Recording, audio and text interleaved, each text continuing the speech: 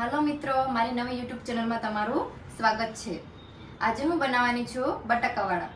તો સૌપ્રથમ આપણે બટાકા વડા બનાવવા માટે બટાકા બાફવા મૂકી દઈએ।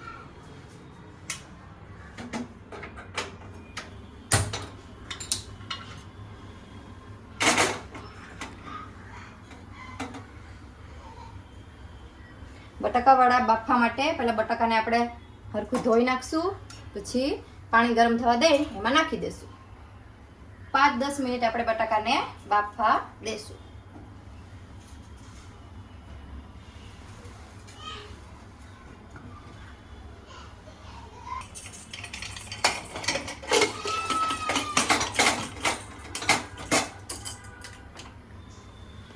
તો બટાકા વડા બનાવવાના છે, તો બટાકા વડામાં નાખવાની જે રેસીપી જે વસ્તુ થતું હોય એ આપણે હવે સુધારી લઈએ।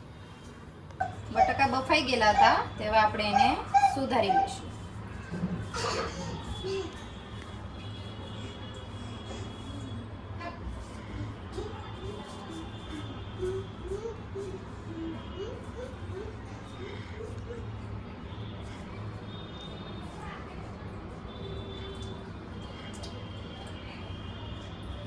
હવે આપણે એને ક્રશ કરી નાખશું।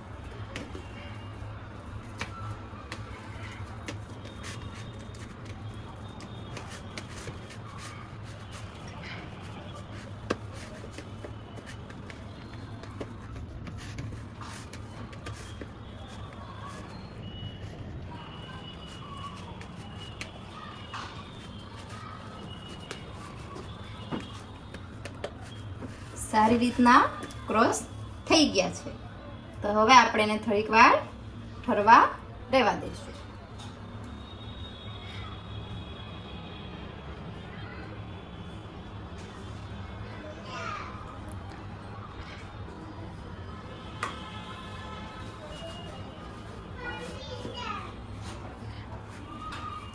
બટાકાનો છૂંદો આપણે ક્રોસ કરી લીધો છે, તો હવે આપણે ગેસ ચાલુ કરીને તેલ ગરમ કરવા મૂકી દઈશું।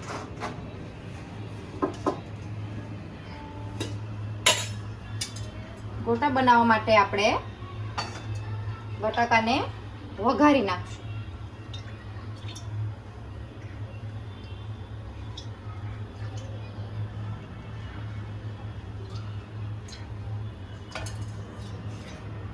જેટલા બટાકા હોય એટલી સ્પૂન આપણે તેલ લઈ શકશું। તેલ ગરમ થાય એટલે આપણે રાઈ જીરું નાખશું। મિત્રો, તો હવે આપણે તેલ થઈ ગયું છે ગરમ, તો હવે આપણે એમાં નાખશું રાઈ નાખી દીધી છે। હવે આમાં નાખશું આપણે થોડું જીરું।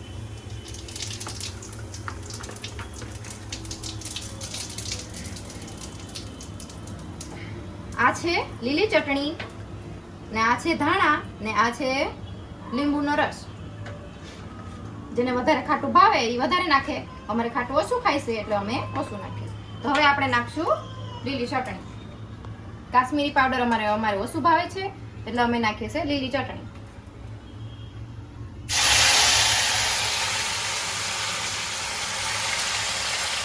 જરૂર પ્રમાણે આપણે ચટણી નાખવાની રહેશે।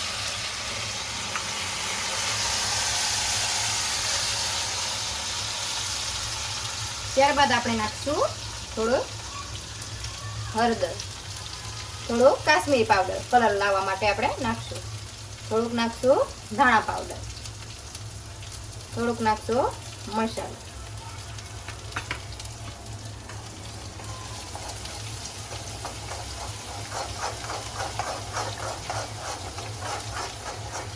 હવે આપણે આમાં ઉમેરશું બટાકા જે આપણે ક્રશ કરેલા હતા, હવે આપણે એમાં ઉમેરતા જશું, ધીમે ધીમે હલાવતા જશું।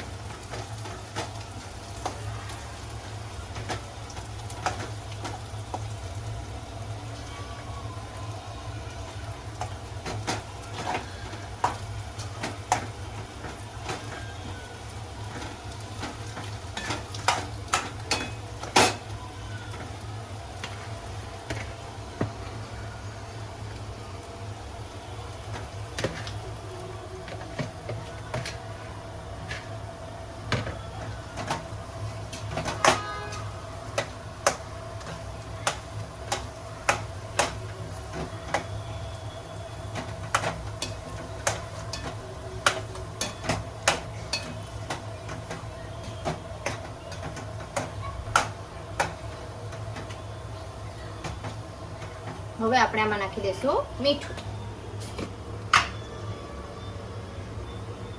સ્વાદ પ્રમાણે આપણે નાખવાનું રહેશે.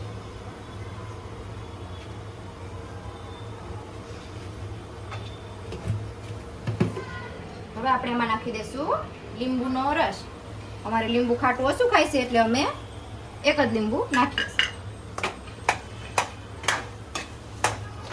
હવે આપણે એને થોડીક વાર ઢાંકી દઈશું.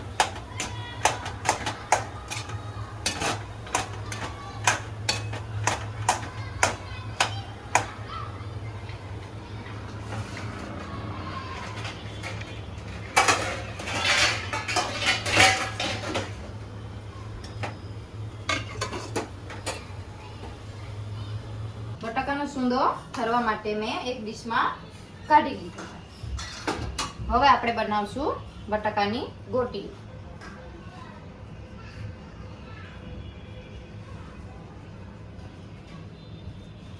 આ પ્રમાણે બનાવી લેવાનું. અને તેલ ગરમ કરવા પણ મેં મૂકી દીધું છે.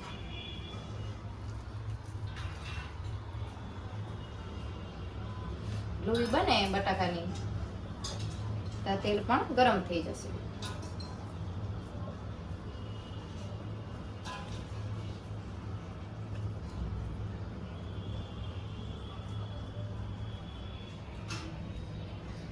તો હવે આપણા ગોટા બનીને તૈયાર થઈ ગયા છે. તો હવે આપણે ચણાનો લોટ લઈ લઈશું અને સોડા ખાંડ લઈ લઈશું. સોડા ખાંડ આમાં નાખી દઈશું. સોડા ખાંડ નાખવાનું કારણ એ છે કે આપણા વડા પોચા બને. ને મીઠું પણ નાખી દઈશું. એમ તો આપણે બટાકાના ઓમાં નાખેલું જ હતું, પણ આમાં પણ થોડું નાખી દઈશું. હવે આપણે પાણીથી લોટને તૈયાર કરી લઈએ.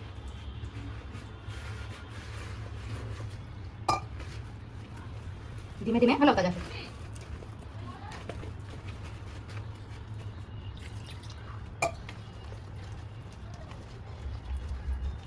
લોટ જાડો રાખવો પતલો રાખવો એ ધ્યાન રાખવાનું. જાડો રહેશે તો આપણા લુવા વધારે ઓલા થઈ જશે. એટલે લોટ થોડો પતલો રાખવો. જો આપણો લોટ બનીને તૈયાર છે.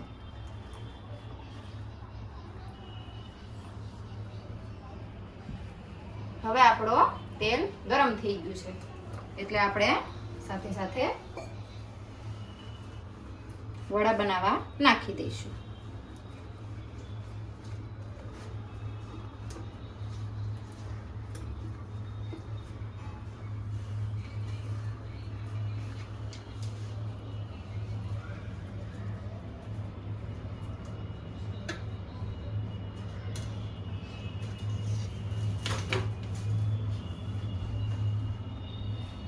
આમ કરીને નાખતા જવાનું.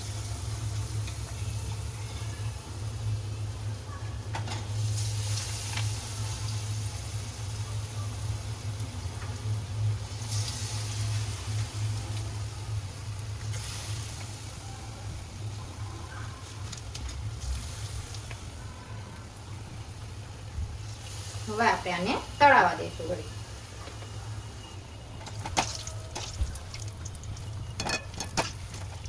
તેલ આપણે મૂકી ગરમ થઈ ગયું છે એટલે વેલા તળાઈ ગયા.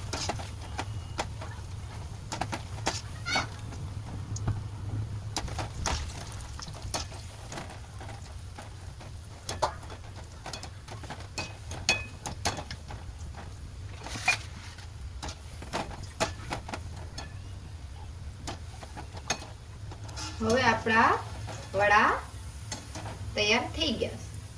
હવે આપણે એને ગેસ ડીમ કરીને કાઢી લઈશું.